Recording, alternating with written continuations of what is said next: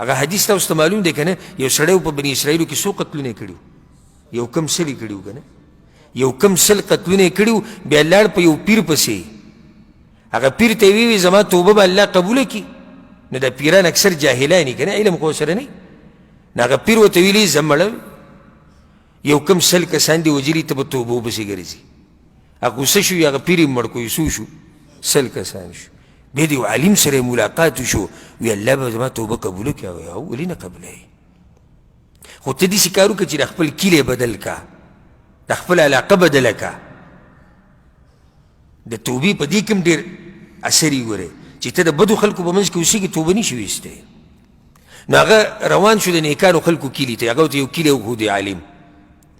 ځکه کلي ته روانو په منځ کې مړ شو، کلي ته روانو په منځ کې مړ شو. ملائک د رحمت او ملائک د عذاب ټول رالو، د هغوی جګړه شو. حدیث کې راځي وی د عذاب ملائک چې کوم وو هغوی ووایي چې نه نه دی خو دغه کلي ته ډېر نږدې دی، د کوم نه چې راوتی دی. د رحمت ملائک ووایي نه نه دی خو هغه کلي ته نږدې دی کوم ته چې روان دی.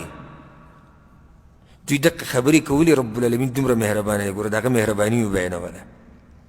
وی الله دقه ټیم کې د ځمکې ته ووایي د کمې ته چې روان ور نږدې شوي، وی هغه را نږدې شوه.